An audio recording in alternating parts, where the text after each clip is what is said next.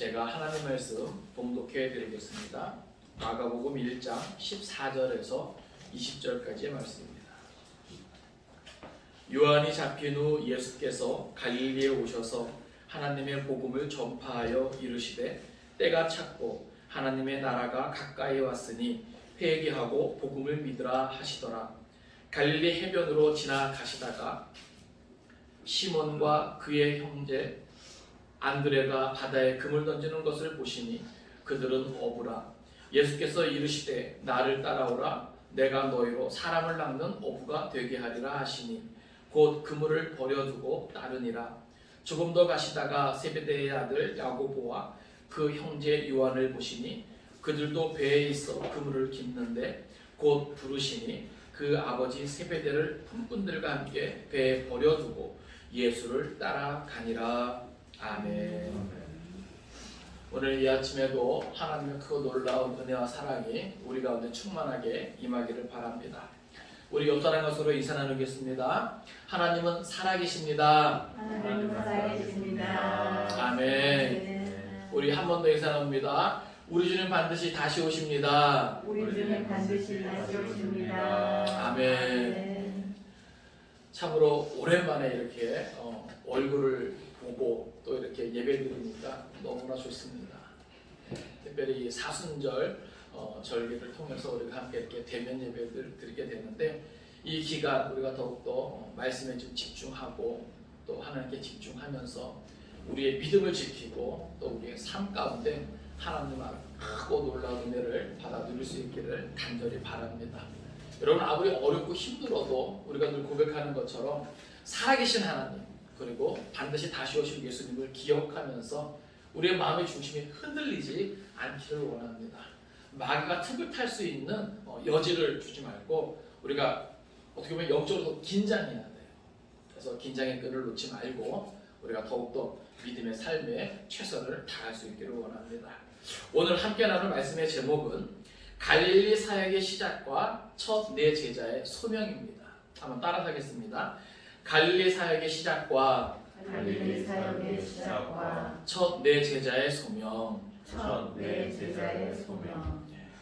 오늘 우리가 함께 본 마가복음 1장 14절에서 20절까지의 말씀은요, 예수님의 사역의 본질이 무엇인가, 그리고 그 사역을 위해서 왜 사람들이 필요한가, 왜 제자들이 필요한가, 그것을 우리에게 잘 보여주고 있어요. 우리가 이번 사순절 절기 동안에는 특별히 마가복음을 통해서 우리가 계속 말씀을 나눌 것입니다. 계속 공간복음서로 이렇게 돌아가면서 우리가 말씀을 살피는데 2021년은 우리가 마가복음을 통해서 함께 은혜 나누기를 원합니다. 그래서 우리는 이 마가복음을 통해서 하나님의 복음이 어떻게 예수 그리스도에 의해서 성취되고 또 확대되어 가는가, 우리가 예수님 중심으로 예수님께서 이 땅에 오신 목적이 있거든요. 이유가 있거든요. 그래서 예수님은 그 목적에 맞게 삶을 사시고 그 목적에 맞게 뭐예요? 십자가로 나아가고 계시는 거예요. 그리고 그 목적에 맞게 우리에게 또한 사명을 맡기시는 것이죠. 그러니까 그 모든 것들을 우리가 좀 살펴보면서 결국 뭐예요? 내가 누구인가? 내 삶의 이유와 목적은 무엇인가? 코로나19 때문에 많이 힘들고 또 어렵잖아요. 많이 또 복잡하잖아요. 생각도 많고 고민도 많고. 그럴 때 우리가 자칫 흔들릴 수 있는 게 뭐냐면 그리스도 예수 안에서 내가 누구인가라고 하는 거예요. 나는 어떠한 삶을 살아내야 하는가라고 하는 거예요. 그래서 우리는 이번 사순절 절기를 통해서 이 땅에 오신 예수 그리스도에 집중하고 예수님의 삶과 또 죽으심, 또 부활하심, 그 모든 하나님의 뜻, 계획, 섭리에 우리가 집중하면서 그 안에서 다시금 내가 누구고 나는 어떤 삶을 살아야 하는 존재인가를 재발견할 수 있기를 바랍니다. 그리고 그 삶을 말씀 위에 든든히 세워나갈 수 있기를 바라고, 하나님과 함께 일하는 자로서 저와 여러분이 보다 더 건강하게 설 수 있기를 주님의 이름으로 축원을 드립니다. 특별히 이 14절부터는요 이 갈릴리 사역에 대해서 우리에게 알려주고 있거든요. 갈릴리 사역은 마가복음 1장 14절부터 9장 50절까지 기록하고 있어요. 특별히 이 갈릴리 사역은 전체를 전반기하고 후반기로 나눕니다. 그래서 전반기를 1장 14절에서 6장 6절까지 그리고 또 6장 7절에서 또 9장 5절까지 이렇게 후반기로 이렇게 나누게 되는데 전반기를 또 1차, 2차로 나눠요. 그러니까 여기 1장 14절에서 3장 11절까지를 우리가 관리 사역의 전반기 중에서 특히 1차 관리 사역에 해당되는 부분이죠. 먼저 14절 보겠습니다. 요한이 잡힌 후 예수께서 갈릴리에 오셔서 하나님의 복음을 전파하여. 자, 여기 보면 요한이 잡힌 후 이렇게 되어 있습니다. 자, 이 그 상황을 보면 갈릴리의 분봉왕 헤롯 안디바가 그의 이복 동생 빌립의 아내 헤로디아를 아내를 맞아들입니다. 그러니까 여기에 대해서 어떻게 보면은 근친상간의 죄를 범하고 하나님 앞에서 옳지 못한 것이기 때문에 세례 요한이 그것을 뭐예요? 심하게 질책하게 됩니다. 그러니까 이 일에 대해서 뭐예요? 분노하게 된 그 까닭에 지금 세례 요한은 뭐예요? 이 헤롯이 잡아 가두게 되는 것이죠. 바로 그 사건을 말하는 거예요. 그러니까 어떻게 보면 세례 요한의 사역은 무엇입니까? 주의 길을 예비하고 평탄하게 하는 어떤 그런, 그러니까 예수님보다 앞서서 뭐예요? 그 모든 것을 닦아놓는 그러한 사명이거든요. 그러니까 예수님도 어떻게 보면 지금 이 앞에 있는 13절과 14절 사이의 간격이 사실은 약 1년간의 시간적인 간격이 있거든요. 그러니까 이 기간 동안 예수님은 사실은 뭐예요? 초기 유대 사역을 감당하고 계셨어요. 그러니까 어떻게 보면 하나님의 질서죠. 세례 요한이 먼저 예수님을 위해서 그 모든 사역을 감당하고 이제 그 세례 요한이 뭐예요? 이러한 역사적인 상황 속에서 잡히게 되고 그의 어떻게 보면 공적인 삶은 그 사명은 뭐예요? 이제 마무리가 되어지는 거예요. 그 뒤에 이제 뭐예요? 비로소 예수님의 공생애가 시작되는 것이죠. 그러니까 이렇게 예수님께서는 어떤 그런 하나님이 만들어 놓으신 그런 질서 안에서 그 모든 것들을 때를 기다리시다가 그렇게 등장하게 되시는 겁니다. 그래서 여기 보면 이 14절에 요한이 잡힌 후 이 앞부분과 13절에서 예수님께서는 이 사역을 준비하시면서 크게 우리가 두 가지 사건을 기억해야 되는데 세례 요한에게 뭐예요? 세례 받으시는 사건이 있었고요. 또 마귀에게 이끌려 광야로 가시고 시험 받으시고 그 시험에 승리하신 사건이 있었죠. 그러니까 이것이 뭐예요? 다 이 사역을 위한 공생의 사역을 위한 준비 과정이에요. 그러니까 마가는 사실 어떻게 보면은 그런 부분들은 뭐예요? 아주 간단 명료하게 이야기를 합니다. 그래서 그런 부분이 지나고 나서 이제 바로 1년간 시간이 지나고 요한이 잡힌 후 이거 지금 말하고 있는 거예요. 그래서 이제 요한의 사역이 마무리되는 이 시점에 여기 보니까 예수께서 갈릴리에 오셔서 하나님의 복음을 전파하여. 그러니까 비로소 뭐예요? 이제 예수님께서 요한이 잡힌 후에 갈릴리로 오시는 거예요. 그 전까지는 어디에 계셨는데요? 지금 예수님은 유대 지역에 있는 거예요. 그러니까 요한복음의 기록을 보면 예수님은 유대 지역에서 뭐예요? 초기 사역을 감당하고 있었던 것이죠. 그리고 나서 시간이 지나고 요한이 잡힌 다음에 다시금 뭐예요? 갈릴리 사역에 오시는 거죠. 그러니까는 예수님의 공생의 대부분은요 갈릴리 사역이 주가 됩니다. 그리고 특히 이 갈릴리 사역에서 중심은 가버나움이죠. 그러니까 여러분들이 그런 전반적인 그런 이해를 가지고 말씀에 집중할 수 있기를 바랍니다. 여기서 보면은 예수께서 갈릴리에 오셔서 하나님의 복음을 전파하여. 자, 여기 보면 예수님의 사역의 핵심은 무엇입니까? 뭐 많은 것들이 있지만 가르치고 전파하고 고치고 이 많은 것들이 뭐예요? 결국은 하나님의 복음을 전하는 거예요. 그 하나님의 복음을 통해서 뭐예요? 세상을 구원하는 거죠. 죽어가는 영혼 살리는 겁니다. 이게 바로 뭐예요? 예수님의 사역의 핵심이에요. 그러니까 우리도 이 사순절 기간에 이 예수님의 이 사역의 이 핵심에 우리도 뭐예요? 집중할 수 있어야 돼요. 왜 그렇습니까? 예수님의 사역이 예수님의 사역으로 끝나는 것이 아니라 예수님께서 불러 모아주신 그 제자들을 통해서 또 그 복음을 통해서 함께 예수님의 제자가 된 이 시대의 모든 성도들도 그 예수님의 뒤를 이어 그 사명 감당에 동참해야만 하는 의무가 있는 거예요. 사명이 있는 거예요. 그래서 우리는 그것을 기억해야 됩니다. 예수님이 이 당시 뭐예요? 그냥 그 당시 민족의 원수 로마의 항거에서 불합리한 그 모든 정치적이고 사회적인 어떤 그런 이슈를 따라 예수님께서 힘을 쓰고 애쓰신 것이 아니에요.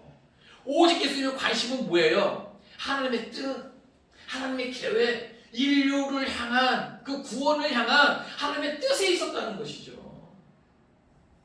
그러니까 오늘 우리는 우리의 삶의 방향과 그 목적을 우리는 바로 이 말씀을 통해서 예수님의 삶을 통해서 우리는 뭐예요? 좀 시정 들어가야 되는 거예요. 방향을 좀 잘 잡아야 되는 것이죠. 예수님께서는요 갈릴리 사역의 중심으로 하나님의 복음을 전파하셨다라고 하는 겁니다. 이제 15절은 그 하나님의 복음의 내용이 무엇인가 우리에게 알려줍니다. 15절입니다. 이르시되 때가 찼고 하나님의 나라가 가까이 왔으니 회개하고 복음을 믿으라 하시더라. 아멘. 자, 하나님의 복음을 전파하는데 그 복음의 내용이 무엇인가? 여기 보니까 때가 찼다라고 하는 거예요. 때가 찼다라고 했을 때 여기 때는요. 자, 때라고 하는 의미가 크게 두 가지가 있습니다. 하나는 뭐냐면 크로노스가 있어요. 크로노스는 뭐냐면 인간의 역사 속에 존재하는 그냥 일반적인 시간을 나타낼 때 이 크로노스를 씁니다. 그리고 두 번째 의미는 카이로스라는 단어가 있어요. 이것은 뭐냐면 하나님이 인간의 역사 속에 개입해 오시는 아주 특별한 구속사적인 시간을 말하는 거예요. 그러니까 이것이 뭐예요? 하나님의 때, 바로 그때라고 하는 거예요. 하나님이 작정하신 때, 하나님이 계획하시고 섭리하시는 때, 하나님이 인간의 역사 속에 개입하시는 그러한 때를 다 뭐예요? 카이로스의 때라고 말하는 거예요. 그러니까 여기서 말하는 이 때가 찼다라고 하는 것은 이미 하나님께서 구약에서도 계속해서 예언하신 그 하나님의 때가 뭐예요? 찼다라고 하는 거예요. 거의 다 되었다라고 하는 겁니다. 아주 가득 찼다라고 하는 거예요. 이건 뭐예요? 하나님의 계획대로, 하나님의 섭리대로 무언가 되어질 그 때라고 하는 거예요. 바로 그 시간이라고 하는 겁니다. 그래서 예수님께서는 그 때에 맞게 이렇게 딱 뭐예요? 공생의 사역을 감당하시는 것이죠. 그러니까는 유한이 잡히고 예수님이 갈릴리로 오셔서 하나님 나라의 복음을 전파하는 것이 그냥 우연이 아니라고 하는 거예요. 어떤 개인적인 차원의 것이 아니라고 하는 거예요. 이것은 뭐예요? 전체적인 하나님의 구원에 딱 맞아 들어가는 하나님의 때에 맞게 되어지는 일들이라고 하는 것이죠. 그러니까 인간의 역사가 그냥 우연히 모든 것이 저절로 굴러가는 것 같지만 그것이 아니라고 하는 거예요.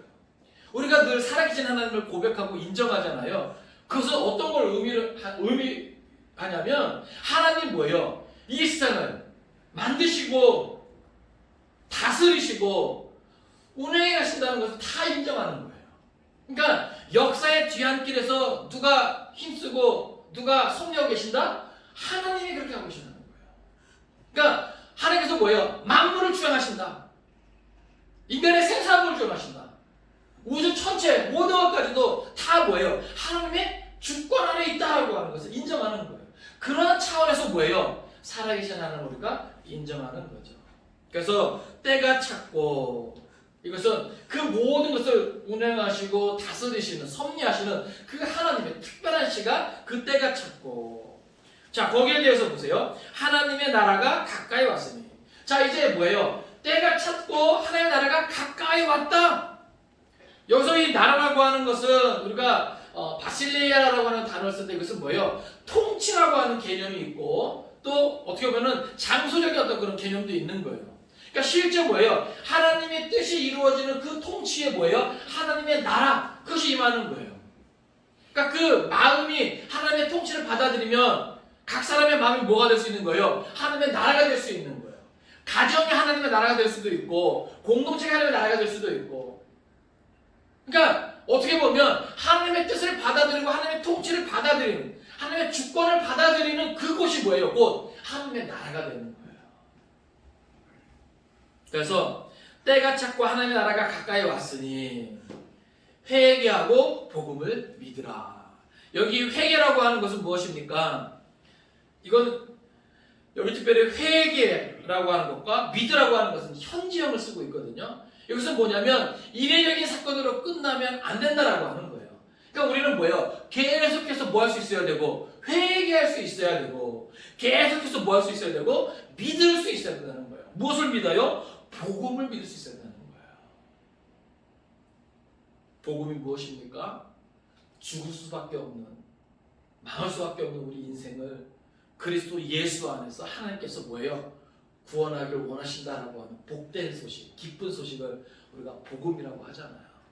죄로 인해 죽을 수밖에 없는 인생을 그리스도 예수 안에서 뭐예요? 회개하게 하시고 그 안에서 약속되어진 그 모든 구원을 받아 누리는 것이 뭐예요? 복음이잖아요.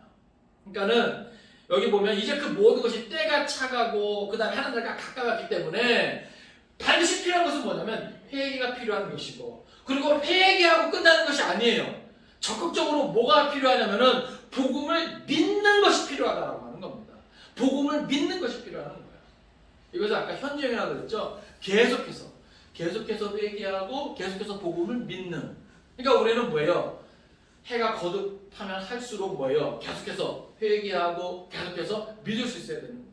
그러니까 보세요. 2020년까지 내가 회개도 잘하고 복음도 잘 믿었어요. 근데 2021년은 더 이상 회개가 멈춰지고 믿는 것도 멈춰진다. 그럼 그 사람을 보고는 장담할 수 없는 것이죠. 이해되십니까? 왜 그럴까요? 그런 시간들 속에 마귀는 틈타고요. 그죠?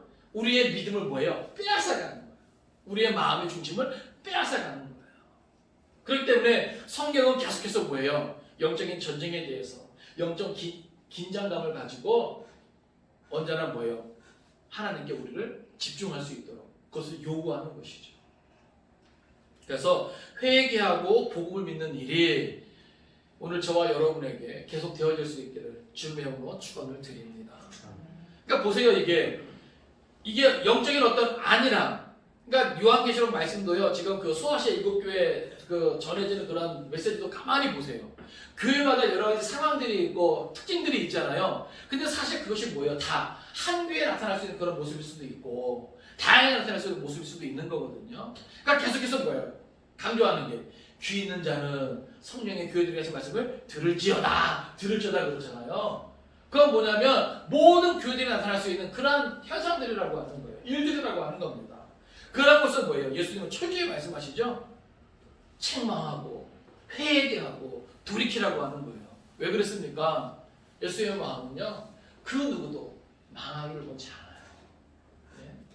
멸망의 일을 원치 않는단 말입니다. 그러니까 예수님의 마음은 뭐예요? 우리가 계속해서 회개하고 복음을 믿고 하나님의 구원의 영광에 동참하기를 원하는 거예요. 그러니까 예수님의 공생의 시작도, 예수님의 그 사역의 핵심도 다 거기에 맞춰져 있는 거예요.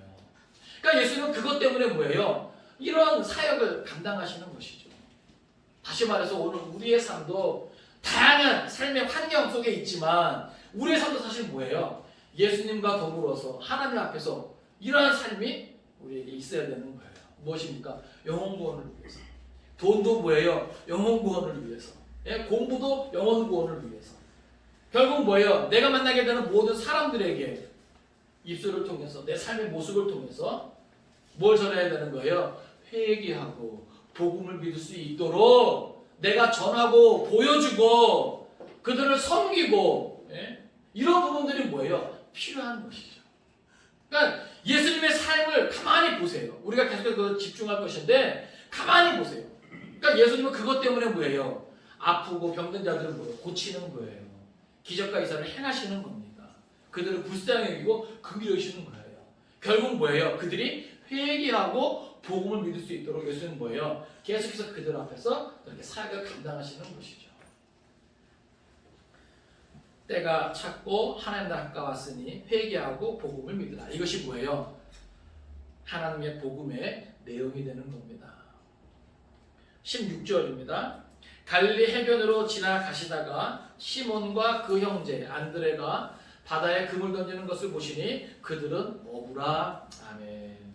자, 여기 보면 16절부터 이제 20절까지는 첫 네 제자를 부르시는 소명에 대해서 이야기합니다. 여러분 보세요. 예수님은요, 자신의 이 땅에서의 삶의 시간을 알아요. 그래서 예수님은 이 땅에 왜 오셨어요? 뭐 때문에 오신 거예요? 십자가의 사명을 감당하기 오신 거거든요. 그럼 예수님은 뭐예요? 십자가 위에서 죽으셔야 한단 말이에요. 그러면 예수님이 죽은 그 이후로는 누군가 그 하나님의 복음을 전하고 보여줄 사람들이 필요하겠죠? 그래서 예수님은요, 이 공생의 사역을 감당하시면서 이 사람들을 불러서 제자 삼는 이 사역도 병행해 가시는 거예요. 우리가 그것을 기억해야 됩니다. 그러니까 하나님의 일에는요, 누가 필요한 거예요? 따라잡다. 사람이 필요하다. 사람이 필요하다. 하나님의 일에는요 사람이 필요해요. 그래서 바울도 뭐예요? 하나님과 함께 일하는 자로서 거기에 대한 자긍심이 대단한 것이죠. 여러분도 언제 어느 때든지 간에 늘 내가 하나님과 함께 일하는 자로서라고 하는 영적 자의식을 가질 수 있기를 바랍니다. 그리고 그에 합당한 삶의 열매를 맺어갈 수 있기를 바랍니다. 하나님의 동업자로서 우리가 사실 뭐예요? 부르심을 받은 거예요. 택함 받은 거예요. 그래서 우리들 언행에 뭐예요? 신경을 써야 되는 거예요. 자, 예수님이 갈릴리 해변으로 지나가시다가 이제 갈릴리 사역의 그 주 무대잖아요. 자, 시몬과 그 형제 안드레가 바다에 금을 던지는 것을 보시니 그들은 어부라. 여기 시몬은 이제 아람어로는 이제 개밥, 헬라어로는 이제 베드로, 이제 반석이라고 하는 의미를 갖는데 시몬과 그 형제 안드레가 바다에 금을 던지는 보시니 그들은 어부라. 자, 예수님께서요 이 갈릴리에 사역하시는 것을 우리가 지금 주목해야 됩니다. 여러분 이 갈릴리라고 하는 곳은요 그런 말씀 있잖아요. 갈릴리에서 선한 것이 날 수 있겠느냐. 그 정도로 뭐예요? 천한 곳이에요. 무시받는 곳이에요. 소위 말해서 예루살렘 그 유대 지역은요 어떻습니까? 정치와 종교의 중심지거든요. 그런데 그것은 한참 북쪽에 있어요. 이 갈릴리는 시골 마을이에요. 작아요. 예? 그러니까 예수님이 예루살렘 중심으로 사역하신 것이 아니라 정말 남들에게 무시당하는 것, 정말 천하다라고 그런 막 소외되는 어떤 이런 곳에서 예수님은 뭐예요? 사랑. 여러분 기억하세요. 오늘 우리가 볼 때 우리 스스로가 난 아무것도 아닌데, 그렇죠? 가진 것도 없고 배운 것도 부족하고, 나는 여러 가지 어떤 인격적으로 부족함이 많은데 하나님께서 나 같은 사람을 쓰실까? 여러분 쓰실 수 있는 분이 하나님이세요. 예수님이 예루살렘 중심으로 사역하지 아니하시고 이 갈릴리 중심으로 사역하시면서 그곳에도 뭐예요? 어떤 뭐 지역 유지나 어떤 이런 것들을 따져가면서 까다로운 조건 따르고 그것이 아니에요. 예수님은요 현재 그들의 모습을 보신 것이 아니라 예수님을 믿고 따르면서 예수님에게 보고 듣고 배우면서 그들이 앞으로 변화될 것을 예수님은 뭐예요? 기대하시면서 그들의 그 됨됨이를 보시고 예수님은 부르시는 거예요. 그래서 여기 보면 시몬과 안드레가 천하 어부고 어떤 거부나 어떤 이런 것이 아니지만 지극히 평범하고 그런 사람이지만 예수님은 뭐예요? 그들을 부르십니다. 그래서 17절 보세요. 17절은 예수께서 이르시되 나를 따라오라 내가 너희로 사람을 낳는 어부가 되게 하리라 하시니 아멘. 자, 예수님이 제자를 부르세요. 그 부르심에 이유가 있고 목적이 있는 거예요. 제자를 지금 왜 부르십니까? 시몬과 안드레를 부르면서 하신 말씀이 나를 따라오라 내가 너희로 무엇을 하는 어부가 되게 한다? 사람을 낳는 어부가 되게 한다. 자, 예수님이 사람을 필요로 해서 부르시는 이유와 목적이 있어요. 그래서 그들로 하여금 세상에서 성공하게 하고 그들로 하여금 많은 부와 명예를 누리게 하고 여기에 집중적인 관심 있는 게 아니에요. 우리가 그것을 오해하지 말자고. 다시 말해서 이 부르심은요 계속 되어지거든요. 하나님의 일은 사람이 필요하고 그 불러주신 사람은 분명히 이유와 목적이 있는데 그것을 우리가 분명히 알아야 돼요. 자, 많고 많은 사람들 가운데 지구촌에 정말 많은 사람들이 있잖아요. 그죠? 근데 그 많고 많은 사람들 가운데 우리가 복음을 통해서 부름을 받았어요.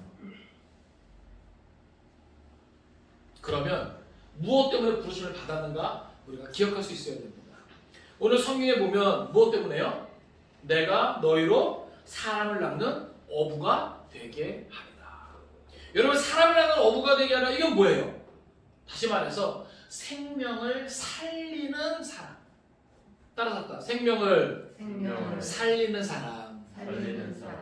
사람을 낳는 어부는요 곧 생명을 살리는 사람이에요. 그것을 위해서 뭐예요? 예수님이 이 땅에 오신 것이고 그것을 위해서 뭐예요? 예수님은 지극히 평범하고 어떻게 보면 남들한테 무시당하는 천한 보잘것없는 그런 사람들을 뭐예요? 부르시는지 몰라요. 그러니까 오늘 저와 여러분을 왜 부르셨어요? 왜 부르셨어요? 네? 생명을 살리는 사람 되게 하시고. 그러니까 우리가 똑같이 교회 다니면서 똑같이 신앙생활하면서 똑같이 살아계신 하나님과 다시 오실 주님을 우리가 기대하면서 사실 내 부르심의 그 이유와 목적과 상관없는 삶을 살면 그것은 뭐예요? 하나님이 기뻐하지 않는 삶이에요. 비록 내가 이 땅에서 잘 먹고 잘 살고 내가 즐겁게 산다 할지라도 이 부르심의 목적과 상관없는 삶은 하나님이 기뻐하는 삶이 아니라 그 말입니다. 우리가 그것을 기억해야 돼요. 그러니까 우리는 이 40절 동안에 나를 불러주신 이유와 목적을 우리가 기억하고 만약에 그것이 많이 벗어나 있다. 그럼 뭐예요? 다시금 정상 궤도로 돌아가는 작업이 이 4절간에 필요하다 이 말입니다. 예? 그러니까 먼저 그렇게 되려면 먼저는 뭘 인정해야 돼요? 살아계신 하나님을 우리가 다시 한번 진지하게 인정해야 되고 예수 그리스도 세상을 구원하기 원하시는 그 하나님의 일 그 사명을 우리가 기억해야 되는 거예요. 그리고 그 사명을 위해서 오늘 저와 여러분이 뭐 했다는 거? 부르심을 받았다라고 하는 거. 택함 받았다라고 하는 것은 뭐예요? 인정해야 되는 거예요. 그래야 비로소 내 삶의 길이 보여요. 내가 나아갈 길이 보이는 거예요. 내가 그 사명을 발견하지 못하고 그렇죠? 그 하나님의 일을 내가 생각하지 못하면 절대로 하나님의 나를 불러주시면서 예수님이 먼저 걸어가신 그 길은 뭐예요? 여러분 예수님이 걸어가신 그 길이 예수님만의 길입니까? 아니에요. 예수님이 뭐라 그래요? 나를 따라오라 그러잖아요. 예? 그것은 무슨 말이냐면 우리도 부름받은 우리도 예수님이 걸어가신 그 길로 가야 된다고 하는 거예요. 예? 예수님이 걸어가신 그 길 말고 다른 길로 가면 나중에 예수님 만날 수 없습니다. 예수님이 나를 따라오라고 한 것은 예수님이 걸어가신 그 길을 가는 거예요. 근데 그 길은 어떤 길이에요? 생명을 살리는 길이에요. 할렐루야. 예? 신앙생활은 결국 뭐예요? 예수님과 함께 더불어 생명을 살리는 길로 나아가는 거예요. 근데 이게 뭐예요? 아이러니한 게 뭐예요? 그 생명을 살리는 길로 나아가는 길이 어떤 길이에요? 십자가의 길이고 순교자의 삶이라고 하는 거죠. 이해되십니까? 그래서 예수님이 자기를 부인하고 자기 십자가를 지라고 하는 거예요. 그러니까 우리는 많은 경우에 오해하는 거예요. 예수님 나를 불러주셔서 많은 은혜를 주셨어요. 그렇죠? 근데 그걸 어떻게 오해하냐면 나 혼자 이 땅에서 잘 먹고 잘 살고 떵떵거리고 살라고 하고 싶은 거 다 하고 살라고 그렇게 착각한단 말이에요. 그러다 보니까 뭐예요? 십자가의 순교자의 삶과는 뭐예요? 거리가 있죠. 예수님이 걸어가신 길, 예수님이 나아가신 길하고 거리가 있죠. 그러니까 여기서 뭐예요? 문제가 생기는 거예요. 그래서 이 땅에 교회가 많고 예수 믿는다라고 하는 사람들이 많지만 하나님의 일, 하나님의 역사가 뭐예요? 많이 나타나지 않는 이유가 바로 거기 있는 거죠. 하나님의 일, 하나님의 역사는 예수님의 뒤를 따라서 나아가는 그들을 통해서 뭐예요? 일어나는 거예요. 이 일에는요, 사람의 많고 적음이 문제가 아닙니다. 교회의 크고 작음이 문제가 아니에요. 예? 하나님의 역사는요, 예? 누구든지 예수 그리스도와 함께 나아가는 그 길을 통해서 뭐예요? 그 길 안에서 나타나는 것이죠. 그러니까 오늘 저와 여러분이 그 하나님의 일, 하나님의 역사의 주인공이 되기 원한다면 질문 드립니다. 여러분 하나님의 일, 하나님의 역사의 주인공이 되고자 하는 마음이 있습니까? 네? 하나님께서 나를 향한 기대를 갖고 계신데 그 기대에 맞는 삶을 살 의향이 있으시냐 그 말이에요. 하나님의 일과 상관없는, 그래서 지극히 개인적인 나만을 위한 삶을 살기 원하는가, 아니면 적어도 내가 이 하나님의 복음을 통해서 부르심을 받았다는 걸 내가 깨달았는데 나는 그 하나님의 일에 합당한 삶을 살기 원하는가. 하나님의 말씀은요 늘 우리에게 선택을 요구하는 거예요. 근데 놀랍게도 오늘 부르심을 받은 이 첫 내 제자의 반응은요 놀랍습니다. 네? 자, 예수님이 나를 따라오라, 내가 너희로 사람을 낳는 어부가 되게 하리라 이렇게 말씀하시면서 부르셨거든요. 이때 이 부르심을 받은 이들의 반응을 보세요. 18절입니다. 곧 그물을 버려두고 따르니라. 아멘. 자, 이들은요, 곧이라고 하는 것은 뭐예요? 즉각적인 반응이에요. 예? 제가 매번 이런 것을 강조했을 거예요. 아브라함의 순종도 뭐예요? 즉각적인 순종이에요. 여호수아의 순종도 즉각적인 순종이에요. 믿음의 사람들의 순종을 보면요, 즉각적인 순종이에요. 지극히 단순한 순종이에요. 이미 하나님의 말씀이 있고 예수님의 부르심이 있는데, 그죠? 내가 이미 많은 것들로 인해서 뭐예요? 복잡해진다? 이미 뭐예요? 그 사람의 신앙은 많이 흔들리고 있는 거예요. 그렇지 않겠습니까? 계산할 게 많다? 그럼 벌써 문제가 생긴 거예요. 뭘 잊은 거예요? 처음 사랑을 잊은 거예요. 계시록의 소아시 6교 중에 에베소 교회가 그것 때문에 책망받았잖아요. 많은 역사가 있어요. 예? 많은 일들이 있어요. 믿음의 일들이 있어요. 그럼에도 불구하고 뭐예요? 처음 사랑을 버린 것 때문에 뭐예요? 책망받는. 예수님은요, 잘한 것은 잘했다 칭찬하시지만 못할 것은 확실하게 짚고 넘어가요. 왜? 그것이 치명적이기 때문에. 그러니까 보세요. 오늘 우리가 그 처음 사랑을 유지하고 그 처음 사랑을 기억한다면 우리는요, 예수님의 부르심에 따질 게 있을까요? 없을까요? 따질 게 있어요? 없어요? 여러분, 예수를 만난 사람들은요, 어떤 고백을 합니까? 최소한 내가 주를 위해서라면 내 목숨도 기꺼이 바치겠습니다. 이런 고백이 안 나옵니까? 만약 여러분들이 중생의 체험이 있다면, 거듭남의 체험이 있다면, 삼겹줄의 체험이 있다면, 눈물, 콧물, 침, 질질 흘려가면서 주를 만난 그 기쁨과 자기의 죄를 발견한 그것 때문에 정말 엉엉 울고 불고한 그런 체험이 있다면, 예수님을 위해서라면, 하나님을 위해서라면 아까운 것이 없을 거예요. 그런데 만약에 시간이 아깝고 물질이 아깝고 내 재능이 아깝고 그런 여러 가지 아깝다라는 생각, 내가 왜요? 손해보는 생각이 들면요, 이미 그 처음 사랑에 문제가 생기는 거예요. 그 마음이 식어지고 굳어지고 주님의 그 사랑에서, 주님과의 관계 속에서 뭐예요? 이미 뭐예요? 멀어지고 있는 거예요. 그렇지 않습니까? 오늘 본문 속에서 나온 제자들의 반응을 우리가 좀 눈여겨볼 수 있기를 바랍니다. 즉각적인 반응이에요. 여러분, 예수님이 말씀하실 때 언제나 즉각적인 반응을 할 수 있는 준비가 될 수 있기를 바랍니다. 이것이 뭐예요? 이것이 믿음이죠. 여러분, 믿음이 없이는 결코 즉각적인 반응이 나올 수가 없어요. 아브라함이 왜 위대합니까? 하나님의 요구에 언제나 즉각적인 반응이 있기 때문에 위대한 거예요. 자, 이들은요, 즉각적인 반응을 보이는데 어떻게 반응을 보입니까? 그물을 버려두고 따르니라. 여러분, 예수님을 따르기 위해서는요, 우리에게 버릴 것이 있어요. 뭔가 내가 세상에 미련이 많잖아요. 그러면 예수님을 온전히 따를 수가 없습니다. 그러니까 이게 모르겠어요. 믿음의 분량대로 사람마다 다 그 소명이 같진 않아요. 그래서 우리는 각 사람을 판단할 때 그들의 믿음의 분량대로 우리는 뭐예요? 판단할 수 있어야 돼요. 모든 걸 다 똑같이 적용하면 안 됩니다. 아시겠어요? 그러니까 우리는 사람 함부로 판단은 안 되고 그 사람도 뭐예요? 그냥 믿음의 분량만큼만 생각하면 되는 거예요. 예? 어떤 사람은 믿음에 있어서 하는 것을 가지고 내가 못하기 때문에 그걸 걔네 막 깎아내릴 필요도 없고, 어떤 사람은 나는 저 사람 왜 못해? 하고 무시할 필요도 없는 거예요. 다 뭐예요? 믿음의 분량이 달라요. 그렇기 때문에 뭐예요? 상급도 다른 거예요.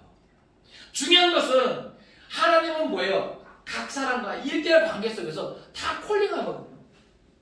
여러분, 은혜 받는다라고 하는 것은요, 그냥 뭔가 내 귀에 듣기 좋은 얘기가 들리고 내 마음 편해진다는 것이 은혜가 아니에요. 아시겠어요?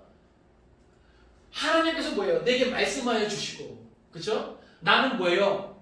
그것에 믿음으로 반응하고, 이것이 뭐예요? 은혜죠. 하나님과 온전한 관계 속에서 내게 필요한 은혜가 공급되어지니까.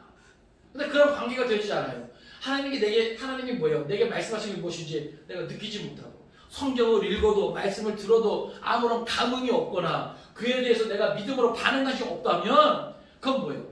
은혜가 아니죠. 비록 내가 하하호 눈물 콧물 흘렸다 그래도 그건 은혜가 될 수가 없는 거예요.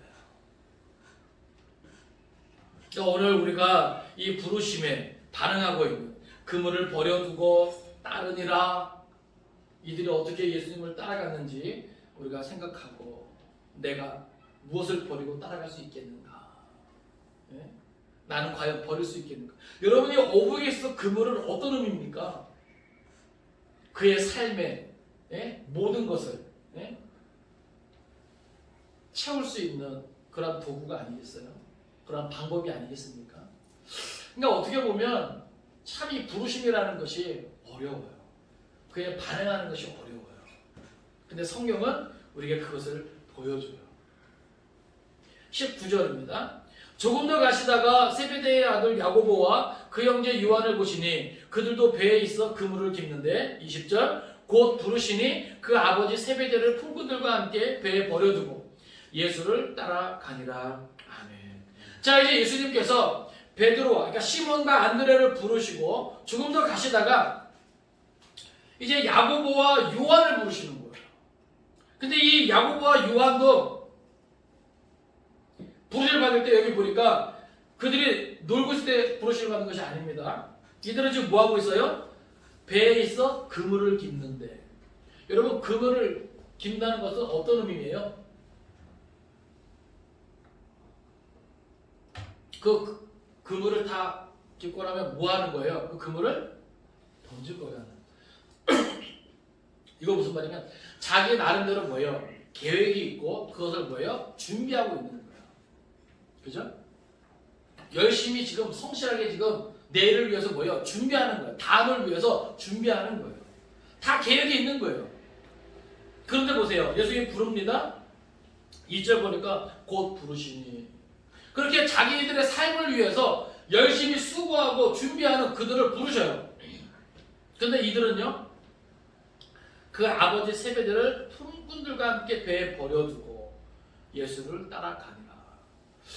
여기 그 시몬과 안드레 여기서는 그물을 버려두고라는 표현만 썼는데 여기서는요 아버지를 품꾼들과 함께 버려두고라는 의미까지 들어가요. 이것은 어떤 의미까지 포함되냐면 자식이 아버지를 향한 기본적인 의무까지도 뭐예요? 포기하고 예수를 따라갑니다. 이것은 모든 부르심에 대한 일반적인 적용은 될 수 없습니다. 이해되십니까? 이것은 특별한 소명이기 때문에 그렇게 될 수 있는 거예요. 그러니까 물론 많은 사람들이 어떤 하나님의 뜻 때문에 하나님의 일 때문에 내가 어떤 이런 것에 대해서 부모에 대한 의무를 소리하는 이것은 죄가 될 수 있잖아요. 고르곤하면서 모든 것들을 다 그냥 이렇게 치부해버리는 것은 외면하는 것은 하나님의 죄가 되지만 이런 특별한 부르심, 이런 특별한 소명 때 우선순위를 어디에 두냐라고 하는 거예요. 그러니까 오늘 우리가 하나님 앞에서 어느 정도까지 내가 인간관계, 이 땅에서의 어떤 모든 그런 삶의 어떤 그런 환경에서 내가 끊어두고 버려두고 내려놓고 포기하고 어디까지 내가 예수를 따라가만 하는가라고 하는 거예요. 이것을 오늘 우리에게 보여주는 것이죠. 그러니까 오늘 우리가 이 사순절 기간 동안에 이런 부분들을 우리가 좀 집중해서 묵상하고 집중해서 우리가 좀 기도했으면 좋겠습니다. 말씀을 정리합니다. 우리는 오늘 본문 통해서 몇 가지 좀 생각해 볼 수 있기를 원해요. 하나는 우리는 때를 분별하는 지혜를 가져야 한다는 겁니다. 모든 일에 때가 있다라고 하는 거죠. 하나님께서 어떻게 보면 그 모든 것을 주장하시고 모든 것을 다스리시는데 그 모든 것에 때가 있다라고 하는 거예요. 그러면 우리는 그 때에 맞는 뭐예요? 믿음의 자세가 필요하다라고 하는 겁니다. 성경은 뭐예요? 지금은 은혜 받을 만한 때라고 그랬죠. 제가 전에도 몇 번 말씀드렸잖아요. 제가 어려서 교회학교 다닐 때 그 표가 성령 역사할 때 성령 받고 성령 역사 끝날 때 보호 받고 주님 오실 때 영접 받자.